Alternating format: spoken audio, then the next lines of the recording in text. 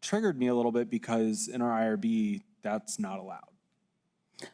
You are not allowed to be buying power from El Paso Electric and or any of that, because then it gets put back onto our ratepayers. So I don't think that should be a part of the conversation.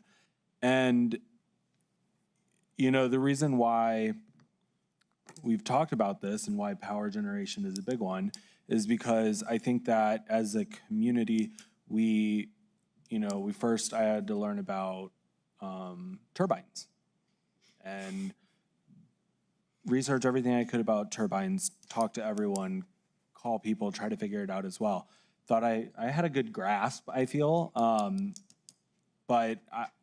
and now we're talking about fuel cells, and I think that's fine, but we also had a conversation about 50% renewable, I believe, or maybe it was 40 or 50% renewable.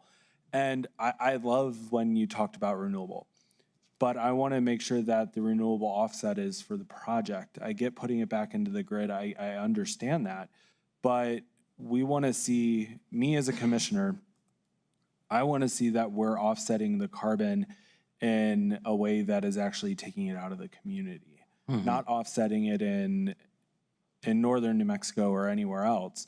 We need to see that going back to the residents of Doñana County in southern New Mexico. So I would really caution you about talking about the grid. But I would also say let's look at how we're going to offset the power generation, especially since the life cycle is only 5 to 7 years. You're going to have to replace them anyway. So why not replace them with renewables? So that's all I really want. So those are two very good questions. One thing that I'll say is, as I said, the question was really around, hey, what happens if the permit doesn't come? At that point, the only opportunity for a project of this scale is to work with El Paso and the county to solve the problem. And if the answer is, hey, that's not a viable solution, then essentially, I don't know how to power the data center. So, I don't want to mince any words. I want to be very direct, and you will see me as a direct and a transparent person. And if the permit's not available, it's the grid. If the grid is not available, I don't know how I would power the data center. So okay. It's impossible. So there's no opportunity to power. So I just want to be very clear that that's the only option on the table. Thank you. Including having that conversation about it. Now, going back to the renewables, I think that's a very good ask, looking at figuring out what projects can we do in Doñana County and in Sunland Park. So we'll take that as an action as we make our full detailed plan to address that. Yeah. Before I come back to Commissioner Chaparro, I just want to respond to Commissioner Sheldron on this, because I think, just for clarity purposes, the IRB doesn't state they cannot go to El Paso Electric. The IRB claims that they cannot affect private ratepayers' rates for electricity. So the reason I bring that up is there could be a potential, if that had to be a plan. We've seen how the state of Oregon has created and allowed their regulatory commission to create a large load rate, or a rate-specific rate for large load customers. And so what we've seen is that, I think it was in Oregon recently, that they just started these new rates specifically for data centers. And so actually, I mean, it was significantly higher than a lot of other places, but it could be a potential here that the legislature or the PRC could create that as an option, so that then the load or that requirement or the rates of private ratepayers doesn't. Like I said, I don't know if that's, I'm not saying that's the solution that goes with, but like I said, we've seen other parts of the U.S. where they've shielded ratepayers if they had to go to the grid. But I think even then it still creates a whole nother another challenge because of, and I think this is, you're probably looking at your Abilene site.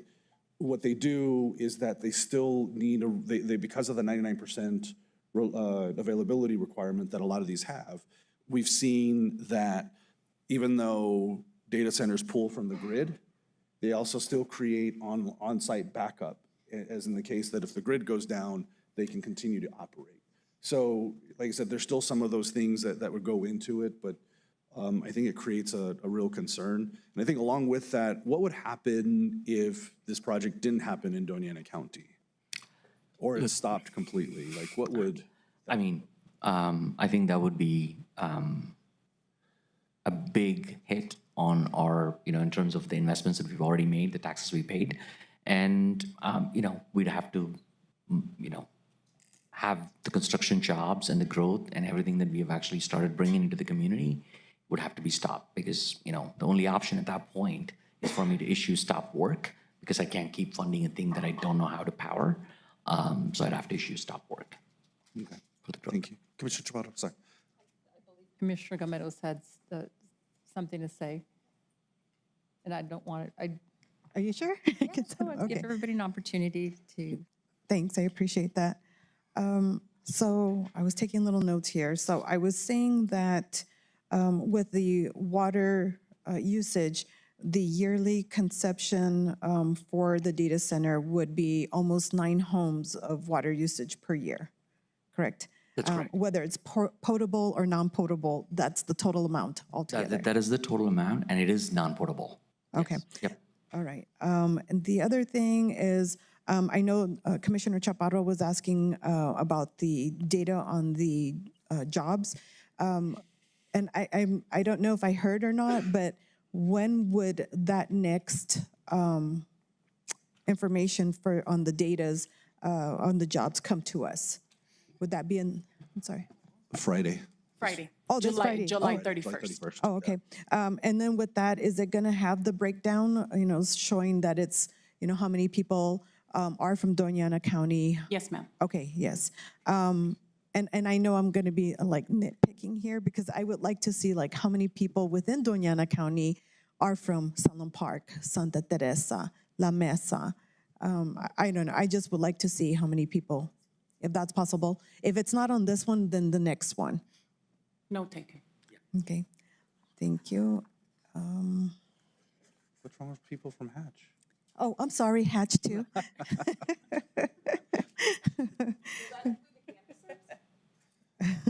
So, and then with the heat issue, that will be given to us as well when? We can take an action to produce that report in the next week for you all. Okay, thank you, because that is an issue that I've been getting a lot of questions on recently, so I would really appreciate that. And, Commissioner Kimble and Commissioner Chaparro have asked really great questions, and so I wrote down all those answers, so I appreciate that. And with that, I pass the...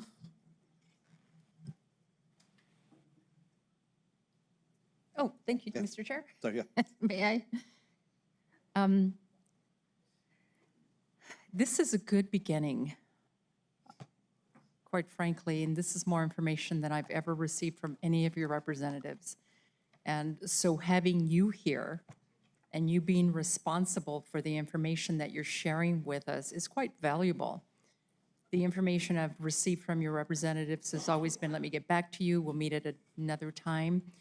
And that is not acceptable, and it's inappropriate, quite frankly, because we've strung everyone along for so many months, and there was no need to.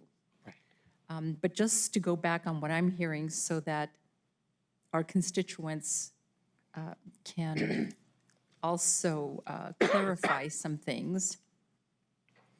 You're not going to ask, we're not going to be partnering with El Paso Electric to increase electric rates. You have the vice president of El Paso Electric right here in the 4th row. And so I'm hoping that he will join in that and not be asking for increases for infrastructure or rates for our residents because Oracle No, look, today, as I said, we don't intend to connect to El Paso. We're building this power plant. Obviously, it's contingent on the permit. So we want to do the power ourselves, not affect ratepayers. In an alternate universe, even if we were to, we want to pay our way, period. There's nothing, any costs related to anything that Oracle uses, only Oracle should pay. It should not affect ratepayers, and that's a commitment from us. And I appreciate that, so I expect not to be hearing from El Paso Electric requesting money for infrastructure or anything else for our residents. I was asked this question regarding the people, the canvassers you have going out to the community, and the appearance of misrepresentation, how can we dial that back? Because that's really causing a lot of discussion in our community. And it's bothering people. And there's been allegations of canvassers utilizing public officials' information. And so I spoke to, actually, it was Speaker Martinez, who was at the same conference that I attended a couple of weeks ago, and he shared with me that his name had been utilized on your list supporting Project Jupiter, and he hadn't acquiesced to that. I think there's two things.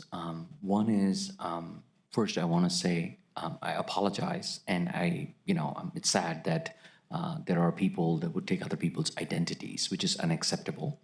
Second, we personally engaged with the AG's office, and we have given complete support, and we're actually very excited that this investigation is happening, partially also because we think, because it's a public portal, anyone can enter anyone's name, right? There isn't a due course validation of like who's going in, who's going out, right? Because anyone could go enter any name. So we are actually working with the NMED and their security department to share all of our information and having them work with the AG to find these individuals who are actually impersonating, which could be, potentially a civil penalty. So we're supporting that investigation. We're sharing all the data.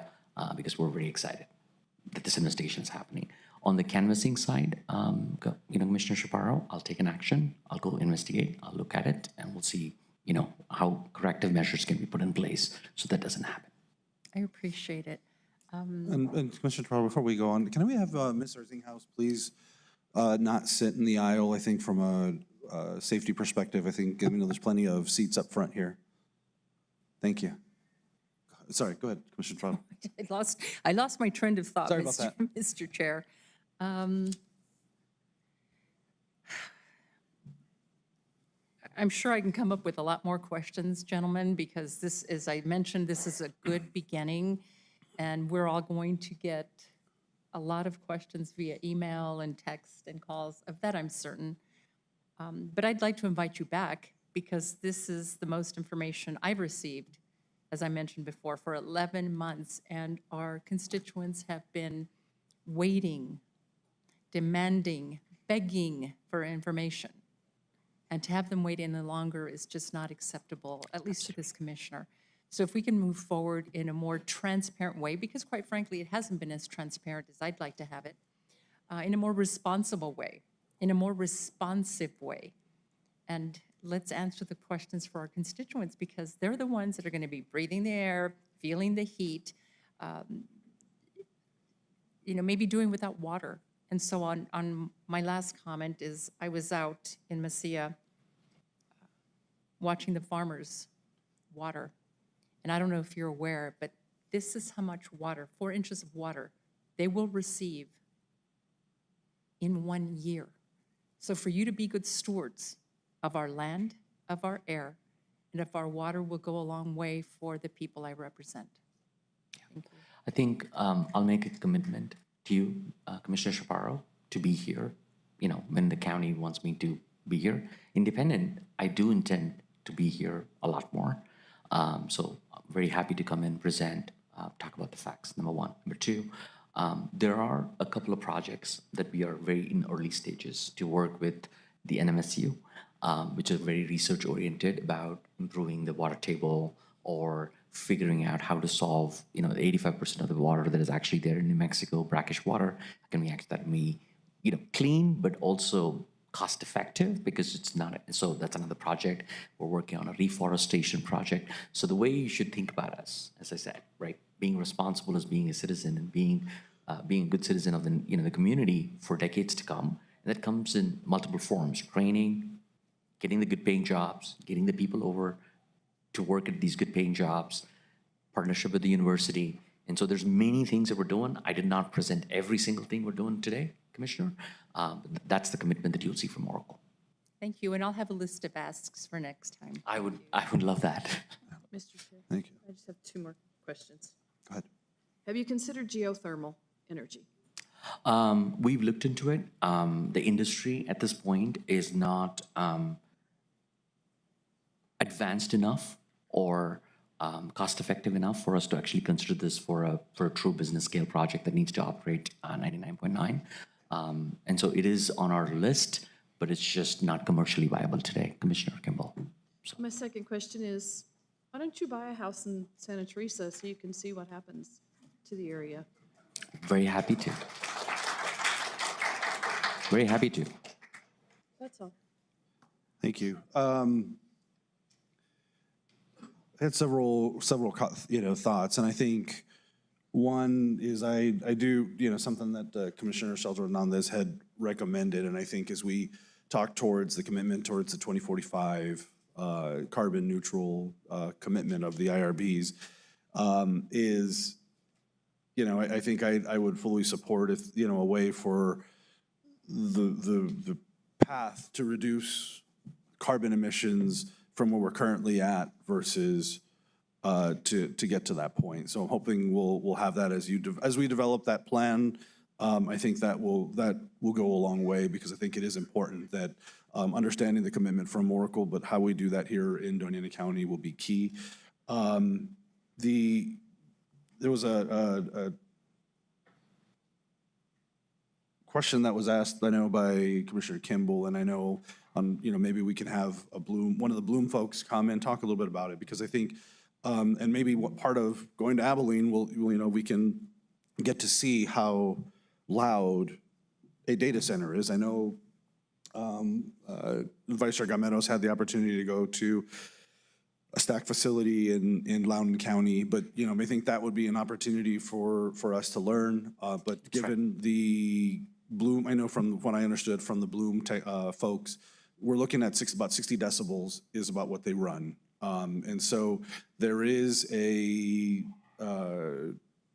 equation that you can actually see how much sound dissipates from the location of that generation to different data points. And I think it's particularly, I think as we talk about it, I think that's obviously one of the feedback we get, but I think it's going to be something that we discuss and we can have that, and just so we can see it in writing. I think of understanding that, I think will help.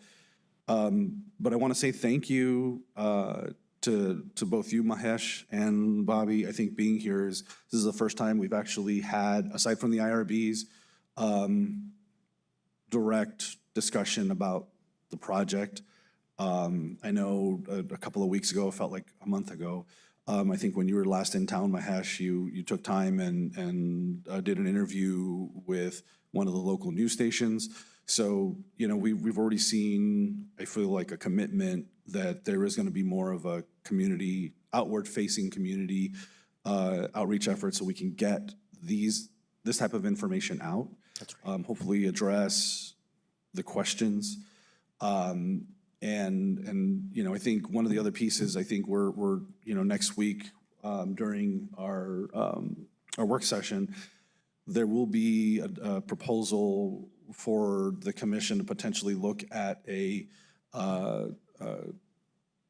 community monitoring committee that is made up of community members that we can work on allowing them to be able to dig into where it's community driven is the hope, but we'll talk a little more, but that would be something from you all and from your companies to be able to help answer some of those questions, provide information, because I think it'd be a very good opportunity to provide that information out to the public. That's right. So, but I want to say thank you for that. And I think the only other piece is, I think this is going to it'll go a long way for an education, hopefully educational for us, because I think as we've talked about, water being used from the sod farm, that well is metered by the Office of State and reported to the Office of State Engineer. Correct. So that is currently using those rights. Those are being monitored by the state. These are the types of things that I think we need to know, that people need to understand, that this is not, you all doing something outside of the processes, trying to go outside of and I think we have the air permit hearing coming up as well. So I know that's another toll gate that'll be done by the state. So we'll look forward to having that, maybe having more discussions. sharing more information so that, like I said, I think as we, coming directly from you all, it carries a lot of weight. Absolutely. I think you have our commitment to continue to be present, continue to get your questions, continue to answer, and continue to be transparent. Because I think, we're very excited to be part of, this community and be part of New Mexico. And Mr. Chair, if I may, last question. Señor, va a presentar en español para mi gente en el sur. In other words, will you be presenting in Spanish for the people down south? Porque son personas de habla español, primeramente. Y sus representantes, los cuales tienen, no hablan en español y no conocen nuestra cultura. They're not very connected to the culture nor the language, the representatives that you've had. So might I suggest that moving forward in that direction might be helpful? For sure. I think one thing that we do in our data centers, by the way, is that all of our training materials as we teach our people, we actually teach them both in Spanish and in English, as it's actually standard course practice that we follow, especially coming into New Mexico.